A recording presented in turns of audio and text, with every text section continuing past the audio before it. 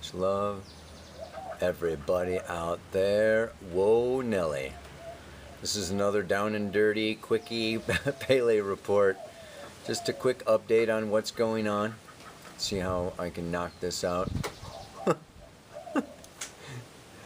These days are like, all I can say, it's trying to light a candle. You ever try to light a candle or light a stick of incense or a smudge stick or something while the wind is blowing? You know, or, try to, walk down a wind tunnel. These days, like this week, okay, is like walking down a wind tunnel with a lit candle, trying to keep it so it doesn't go out. Yeah. I've been talking about this for a couple of months now. This is Pluto squaring the moon's nodes, okay? I mean, that is exact on Thursday. Oh, today is January 13th. Tuesday, yeah, of 2015. 2 days from now, but like right now, we are in it. Pluto and the nodes move very slow. This is going on the whole month of January. Pluto will actually be square the nodes for 2 more months, February and March. We're in a kind of a 3-month period, January, February, and March, that's really intense. Next week, on the 20th, yeah, Uranus is in exact to the minute conjunction with the south node of the moon. So we've got this Pluto square Uranus squaring the moon's nodes all going on at the same time. If that wasn't enough, Mars, Mars has now gone into Pisces, yeah, and it is squaring Saturn tomorrow over there in Sagittarius. So we have a Mars square Saturn, Uranus square Pluto. Then, if that wasn't enough, like today, okay, as I'm doing this report, the moon is just like, finishing up, completing, its 3rd quarter square to the sun and moving into Scorpio. So we're going to have the moon in Scorpio, okay, for a few days. And then on Friday, she goes into Sag, hits Saturn on her transit through Sag.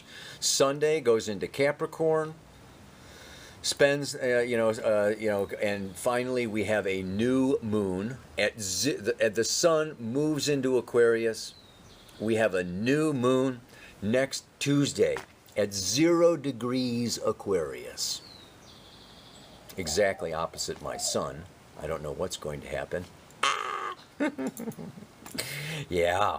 But I'll tell you what, if we can make it to that new moon, okay, don't forget, this is the balsamic, this is the wane, the waning moon, okay?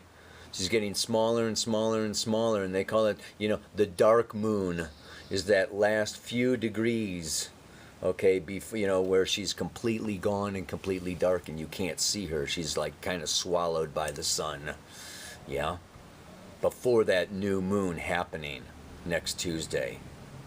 So, it's Tuesday to Tuesday now. I'm doing this report on Tuesday, and we have this huge intensity. And good, bad, up, down. There's a heads and a tails to this, okay? It's not, like all terrible, terrible, terrible. This is what it is it is a transformative metamorphosis, alchemy. Nuclear power, okay, can generate, tons of, electric light bulbs, or it can kill, billions of people. But nuclear energy is nuclear energy. This is the time that we are in now. Pluto rules fission. Yeah, so Pluto is, when they discovered Pluto, this is the atom bomb and nuclear power and everything came around, right around. Yeah, so there is this association and relationship with Pluto, which is transformation through death, resurrection, it's the Shiva force, and Shiva is the god of destruction. Not only destruction, but creation. Destruction and creation is one within Shiva, if you really look into the mythology. So we want to see this time, okay? Yes, it can be very destructive, violent, turmoil, stressful, shit just blowing up, going left and right all over the place, going sideways, tremendous chaos. leading to anxiety. And out of that comes a new order. Out of that comes a new life. Out of that comes new understanding. Out of that comes new sources of energy. The new is born out of the old. Birth is a painful process. Now, it doesn't always have to be, but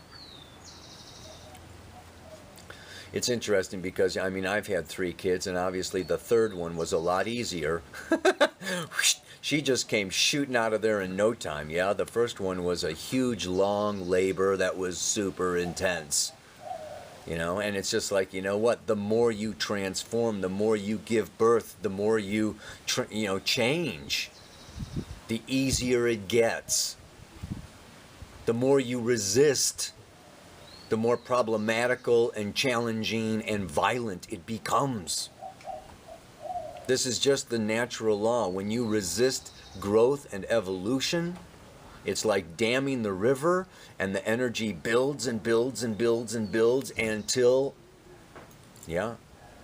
some points the dam just breaks. And we are at that time period now in human history and in your personal individual lives of the dam breaking. Yeah? So, the good thing is that this is a turning point in our lives, a turning point in the history of humanity. And I want to watch the news and see what's going on. This culmination of energy changes things.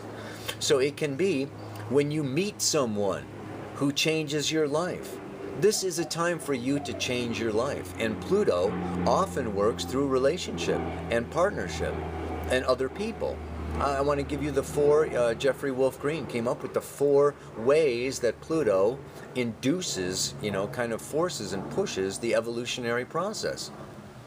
And depending upon the amount of resistance, if you resist your growth, if you resist change, if you resist evolution, the hardest and smack it and wildest way that Pluto comes through is removing whatever you've attached to, physically, emotionally, mentally, psychically, spiritually, that is inhibiting your evolution. This can be an eye, a finger, an arm, a relationship, a job, a house, a country, a religion, gone. This is the most traumatic way, being pulled out. As much as you may be attached to something, it's got to go, because your attachment to that person, place, or thing is, or belief, or whatever, is inhibiting your growth. Like it or not, your unconscious soul, Pluto, knows what you need and what you don't need more than your ego. So we attach to things that are unhealthy.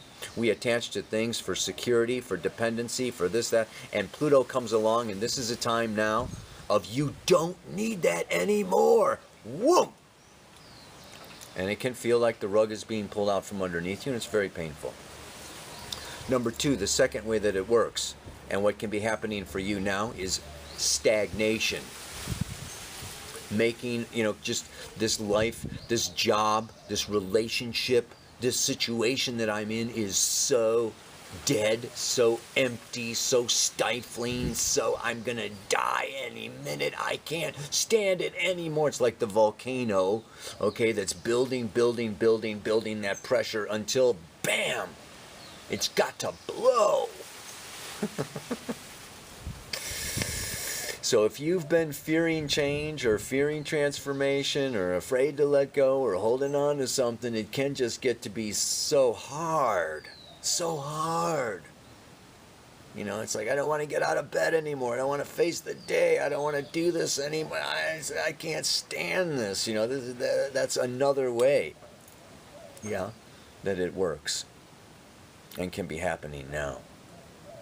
Now we get better and better. The third way, is through relationship, through partnership, where somebody or something or some force, friendly or foe, friend or foe, comes into your life, and You know, the look in their eye is mesmerizing. You know, and you know, the laws of attraction kick in, and you know, there's like this, you know, soul union, twin flame, soulmate, and you know, I'm just like, you know, triggered and buttons pushed and this and that and the other. So you know, relationships and other people can now come into our lives, and you just, now is the time, like I think I said in the last Pele Report, just really pay attention.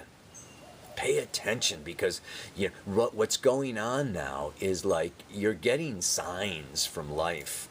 You know, life is really saying, don't go here, don't do this, do that, don't, you know, don't lose yourself in that, but you know, wake up to that. This is like, you know, time to, you know, choose the door you want to walk through, because this is life. This is the one and only time this is going to happen for any of us in our lifetimes while we're in physical bodies. The fourth way Jeffrey talks about, of course, is just the emergence of a new talent, of a new capacity, of a new aspect of your identity or your soul or your nature, of who you are from past lives, that now just like comes up and surfaces. Oh, I never knew I could play the piano. Oh, I never knew I could speak a foreign language. Oh, I never knew that I could, you know, climb mountains or whatever. So this is also a time where some new, you know, some new things can, you know, emerge and come into your life. So this is Pluto squaring the moon's nodes. Now we have to put Uranus conjunct the south node of the moon. And that south node of the moon in Aries, Uranus is, you know, just, this is a time of electrifying, awakening, liberating, shock, awe about who I essentially am. Aries is my instinctive identity, just, you know, my root. So this is a time of new desires, new impulses, spontaneously arising, that can be very sudden and rebellious in nature, revolutionary, just like, you know, like I just gotta go and I just gotta break out and I gotta break free, and if you're not, then it can be the world kicking your butt, yeah, telling you to get. So you can either be a force of liberation, or you can get liberated, like it or not, yeah. And obviously getting liberated, like it or not, is more traumatic. Yeah. So be the change. Don't wait for the change. Is kind of the message here, with Uranus conjunct the south node of the moon. Now the north node of the moon is in Libra, which I've talked about forever and ever, you know. Relationship, partnership ruled by Venus, harmony, compromise, cooperation. You know, it's time to, part of our new identities of, you know, of who I am. You know, this is a time of really moving and learning and growing through, yeah, partnership and relationship and other people, and realizing the benefits. There's bennies to getting along. And Uranus in Aries doesn't really want to get along. Uranus in Aries, you know, is just like, you know, pretty narcissistic. So this is a time where relationships can be a little trying, you know, and you can feel like they're, you know, the gilded cage. Maybe not the gilded cage as much as the jail cell, and you just want out. But I encourage you, now is a time, you know, for actually hanging in there a little longer than you might otherwise do. Yeah. Mars square Saturn, building up. It's going on for the whole week. Mars goes into Pisces, and this is like this is a big shift, like today, from Aquarius into Pisces. Surrender. It's coming around to conjoin. It is, you know, it is conjunct Neptune, and we're going to be in for this Saturn square Neptune. Yeah.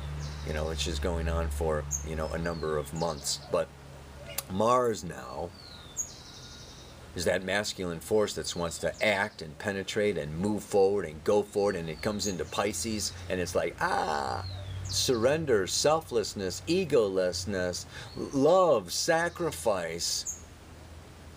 You know, and it's just like these energies create martyrs, create victims, create saviors, create, you know, doctors and nurses and helpers and social workers. And it's this, you know, it's really, you know, it's a time that's not so much about self-promotion and self-aggrandizement and, you know, self-fulfillment. And this is what also brings in this Venus, you know, coming into this opposition with Jupiter. Yeah, did I mention that? Well, it's happening too, yeah. Jupiter is over there in Leo, saying that, you know, it is time for me to play, it is time for me to have some fun, it is time for me to expand and to go out and to be big and da-da-da-da, and bite off more than I can chew, perhaps. Roar louder than I've ever roared before, says the lion. Like, even if this hurts. Thank God for the Venus opposite Jupiter is all I can say, with all these other difficult, harsh aspects going on, you know. And this, you know, moon moving through Scorpio is also emotionally challenging. Time to, you know, time for therapy, man. Time for some, you know, some deep shamanism and some deep work, some deep inner work. And this is what gets me into, you know, the way out of this and the way to work with this and what this is all about. And I think I mentioned it before, but I'm going to mention it again, you know, in a different way. You know, that's what Saturn and Sag is about. You know, the teacher says the same thing 1,000 different ways. So, you know, here we are. We're talking about, you know, Saturn moving through Sag, new beliefs, Uranus moving through Aries, a new sense of identity. And Pluto, the evolution of the soul, wants to be balanced with the Pluto polarity point, Cancer, the inner world of feeling, of the inner child, of being, not so much doing, fighting, controlling, dominating, you know, ambitious, driving, whatever. No, no, no, no. That's all that masculine stuff. And now that Mars has gone into Pisces, this is really a time. And the Venus opposite Jupiter is really good for this. Receive. Receive. Be still. All things come to him who waits, to she who waits. This is a time of not getting lost in the turmoil. That wind tunnel or that windstorm that's going around, it's time to be that candle and stay lit and keep the inner fires lit. Yeah, be the light in the darkness. This is Cancer. This is the evolutionary path now. You know, going on, you know, for 13, 14 years, as long as Pluto, you know, is in Capricorn. The south node of Pluto is in Capricorn for, you know, thousands of years. So we have the north node of Pluto is in Capricorn. For everybody on planet Earth has the north node, the planetary node of Pluto, in Cancer. And so this is a time of us contacting, connecting to our inner feeling. It's a water sign. Water seeks the lowest level. So to evolve, to grow, to come into our truth is an inner process. And it's not about the outside, the Maya, the mirage, the illusion of power, control, dominance. Security is not going to be found out there. I'd say that is probably the big main lesson. The Capricorn-Cancer axis is the security axis. And Pluto in Capricorn is physical, financial security. My job, my reputation, you know, my worldly office and success, and da da da da. Trying to hold on to that can be extremely difficult right now, and we're getting signals and messages that the answer lies within. Yeah, and it's the old, you know, end of the patriarchy, which is, I can associate it with Capricorn, you know, the patriarchy, and we're kind of coming into Cancer, which is, you know, the feminine water. So the mantra for today, I wanted to do something a little different for you today. Make up your own mantra. This is do your own mantra day. No, I got 3 lines, but the fourth line you can fill in with any blank that you want, right? Okay, and so because it goes like this, right? The paradox of life is that in order to win, the paradox of life is that in order to win, I need to stop fighting and be peace within. And I changed that from and find peace within, but how do you, seeking and looking for peace is not be, you want to be peace, not look for peace and find peace, but be peace, yeah? So the paradox of life is that in order to win, I can stop leaning on others and be peace within. I can stop struggling and be peace within. I can stop seeking and be peace within. I can stop screwing and be peace within. It's what you want to look at just is that, it's the yin and the yang, right? I can stop like trying to, go out, radiate, dominate, control, and be the receptive feminine peace within. You know what I'm talking about? So, I mean, I'm going to type up and write up, the mantra as, I need to stop fighting and be peace within, but totally feel free to just see where you are possibly distracted or where your energy is going or what is pulling you off center, and let go of that and be peace within, because your intuition, your inner knowing knows, yeah, what peace is and knows when you are in the flow. So be there. Be with yourself. Be in it. Namaste. Aloha. So much love.